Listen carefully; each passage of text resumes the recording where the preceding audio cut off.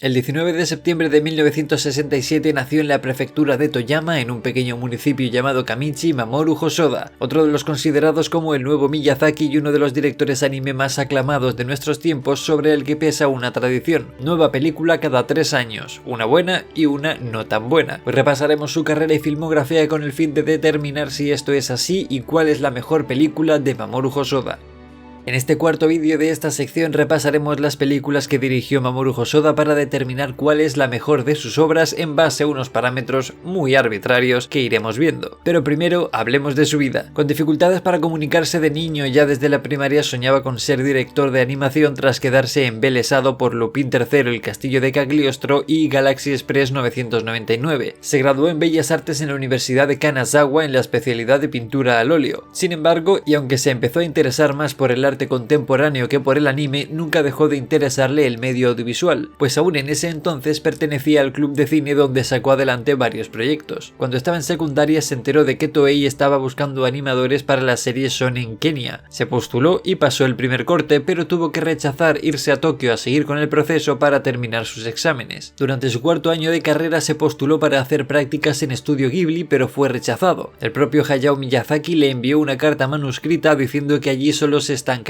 su talento y debería dedicarse a crear obras de la manera que quisiera. Tras graduarse en la universidad contactó con Takeshi Tamiya, el productor de Shonen Kenya, y gracias a él pudo entrar como animador a Toei Animation. Sin embargo, lo que a él le gustaba era la dirección, y aunque la animación le parecía interesante, no se le daba todo lo bien que quisiera y tuvo que esperar 6 largos años en los que terminó harto de animar para conseguir su primer puesto como director en uno de los episodios de Gegege no Kitaro. Su siguiente gran trabajo como director fue la película de Digimon Adventure de 1999, pero su gran boom fue la segunda película de Digimon Adventure Bokura no War Game en el 2000. Gracias a su trabajo consiguió incluso un puesto como director en la película del castillo ambulante, ya que Ghibli estaba buscando nuevos directores que no fueran Miyazaki y Takahata. Sin embargo, al final Miyazaki se metió de por medio y Hosoda se fue por discrepancias artísticas en el proyecto y con respecto a la adaptación. Al final, el bueno de Hayao tenía razón: meterse en Ghibli de primeras solo le habría frenado. Y en su vuelta a Toei consiguió dirigir su siguiente gran película, One Piece 6, El Barón de Omatsuri, aunque este no fue su primer contacto con One Piece. También dirigió un año antes el episodio 199, El relleno este de Condoriano, un clásico. El caso es que la película de Hosoda de One Piece es considerada a día de hoy una de las mejores, si no la mejor, película de One Piece, destacando sobre todo por su estilo tan loco y fluido de animación y sus recursos de dirección que se salían bastante de la tónica tan plana que tenía el anime de One Piece. Sin embargo, puesto que es una película perteneciente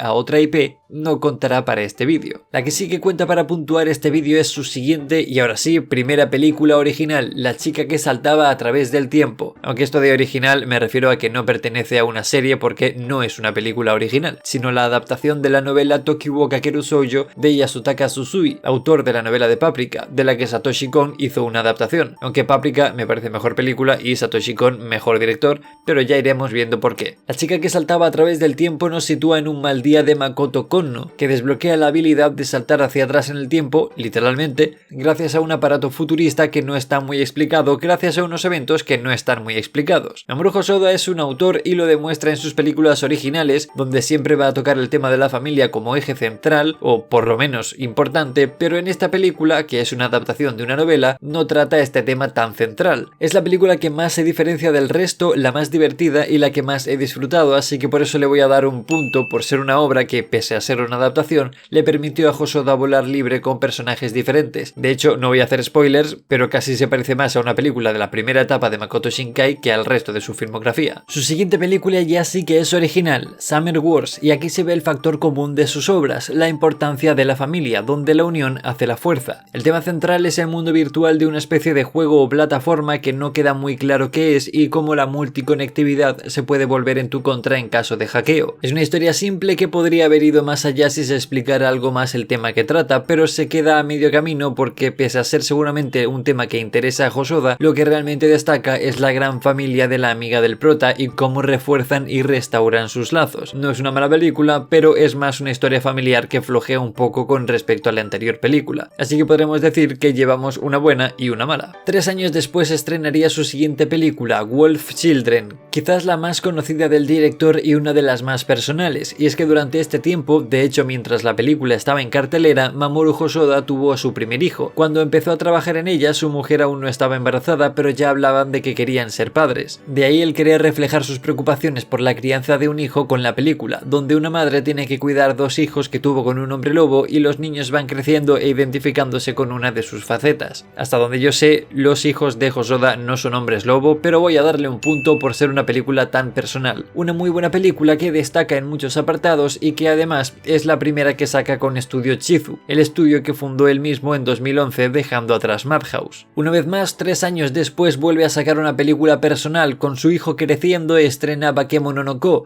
película en la que un chico es criado por un hombre bestia de una dimensión paralela a nuestro mundo, y si bien la trama va sobre Kumatetsu intentando hacerse con el puesto de candidato a señor del reino, la película se centra en mostrar la relación entre él y Ren, mostrando una relación paterno-filial a lo largo de los años que, pese a pasar por dificultades, demuestra que en los momentos importantes el uno lo daría todo por el otro. Una vez más, desconozco si Mamoru Hosoda es en realidad un hombre bestia que pelea en una dimensión de furros paralela a nuestro mundo, pero me parece lo suficientemente personal, lo que cuenta como para darle un punto por ser una obra personal, tal y como lo hice con Wolf Children. En general no es una mala película, pero destaca menos que las grandes películas. Durante ese tiempo Mamoru Hosoda fue padre por segunda vez y con sus 2 hijos siendo pequeños vivió las típicas experiencias de tener que cuidar a 2 niños pequeños y la convivencia entre ellos, así como más preocupaciones por su crianza. Y todo esto lo plasmó en su siguiente película, Mirai no Mirai, o Mirai mi hermana pequeña en castellano, o Mirai del futuro, que es la traducción literal. En esta película el protagonista es un niño que ve cómo llega su nueva hermanita a casa y se pone celoso porque sus padres están ocupados tanto en ella como en el trabajo. Y a lo largo de la película Kun entrará en contacto con una especie de portal temporal que tiene en su jardín, donde hay un árbol que hace de nexo entre los diferentes presentes de todos los miembros de su familia, y así recibe las visitas de su hermana Mirai del futuro y su perro transformado en humano. A partir de aquí irá viajando a algunos momentos de la vida de sus familiares para así adquirir aprendizajes de vida. ¿Qué aprendizajes? Ni idea, porque el Kun de los 15 minutos previos a terminar la película es el mismo que al principio de la misma. La única experiencia que le marca es la última, y porque es traumática, y esa sí que creo que no es real, porque parece que las demás sí que son reales, o igual no, pero es que la película no explica nada. Es una película familiar en la que Hosoda plasma sus vivencias y preocupaciones con sus 2 retoños, y por eso le voy a dar un punto, pero en mi opinión es, con diferencia, la peor de todas. No por su trama, que puede ser una película familiar más tirando a lo infantil, eso no tiene por qué ser un problema, sino porque la lógica interna de la película no se sostiene. Ya hemos visto que en La chica que saltaba a través del tiempo y en Summer Wars tampoco estaba muy claro el funcionamiento de las mecánicas que usaba en la trama, pero aquí se luce para mal. Y eso nos lleva a la que de momento es su última película, Ryuto Sobakasu no Hime, más conocida como Belle. Se dice que es una adaptación libre de La Bella y la Bestia, pero no es así, si bien usa este concepto y lo usa muy bien haciendo una analogía en la plataforma virtual. Va sobre una chica traumatizada con que murió su madre y con no poder cantar en público. No sé qué tiene que ver una cosa con la otra, y me parece que hay un problema más grave que el otro, pero bueno, una piedra pequeña también hace tropezar. Esta chica encuentra su salida en una plataforma virtual multitudinaria que no se define muy bien, como en Summer Wars. Aquí su avatar es una bella cantante que mueve masas y se encuentra con un personaje que hace el papel de bestia, solitario en su castillo y atormentado por algo que no voy a contar para no hacer spoiler. Ved la película, que es muy buena. También toca el tema de la paternidad y algunas dificultades que se pueden presentar en el camino. Hasta donde yo sé, la mujer de Hosoda sigue viva, pero volvemos a ver que una vez más en sus películas originales toca el tema de la familia como elemento importante. Sin embargo, esta es la que lo hace más de refilón y es la más original y diferente, así que como hice con La chica que saltaba a través del tiempo, voy a darle un punto por originalidad. Aunque originalidad un carajo, porque saca el elemento principal de Summer Wars, lo mezcla con La Bella y la Bestia y le mete su leitmotiv, pero bueno, lo hace muy bien. Y de acuerdo con su tradición, este 2024 habría tocado nueva película de Hosoda, pero no ha sido así, y no hay noticias de que esté metido en nada, así que quién sabe cuándo podremos volver a ver una de sus películas.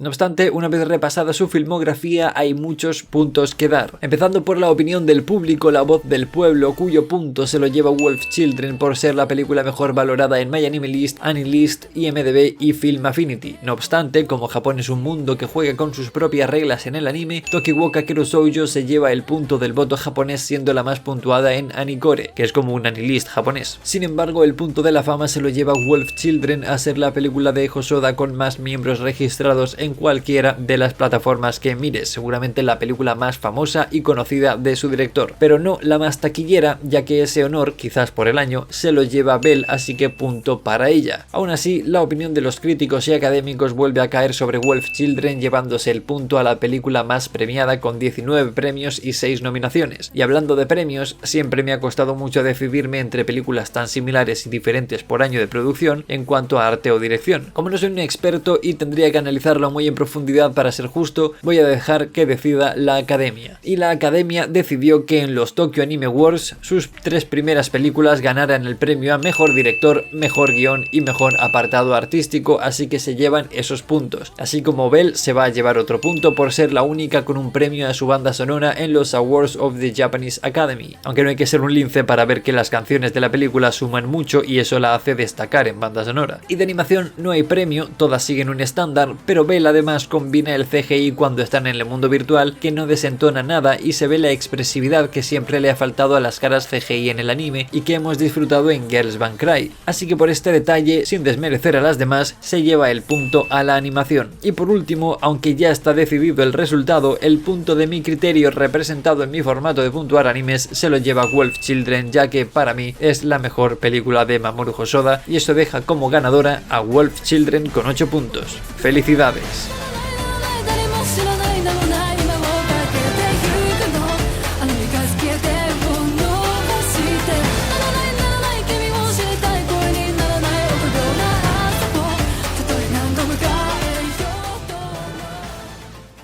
Y para terminar, mi top quedaría tal que así. En primer lugar, Wolf Children, seguido de La chica que saltaba a través del tiempo, que me gusta incluso un poco más. Luego Belle, gran infravalorada. Bakemono no Ko, que no ha salido muy bien parada en el vídeo, pero no es una mala película. Y luego Summer Wars, que me pierde un poco. Y Mirai no Mirai, que no me encontró en ningún momento. En general, las películas de Hosoda son películas más familiares que exploran la madurez y el crecimiento de sus personajes mediante vivencias sin un conflicto principal notable en las películas, ni momentos emocionales explosivos como otros directores. No está mal, pero quizás yo no caso tanto con este tipo de narrativas y creo que debería experimentar algo más nuevo y crear conflictos más llamativos, aunque quién soy yo para decirle nada. ¿Es verdad que las películas de Hosoda salen una buena y una mala? Pues Bakemono no Ko rompe un poco esa dinámica, ya que aunque es algo más floja que la anterior, no solo no es mala, sino que es mucho mejor que la siguiente y luego ya remonta con la última. ¿La próxima película de Hosoda será buena o será mala? No lo sabremos hasta que se estrene, pero si quieres saber si mi próximo vídeo será bueno o malo, suscríbete y comenta qué quieres que suba y qué directores quieres que analice. Un saludo y hasta la próxima.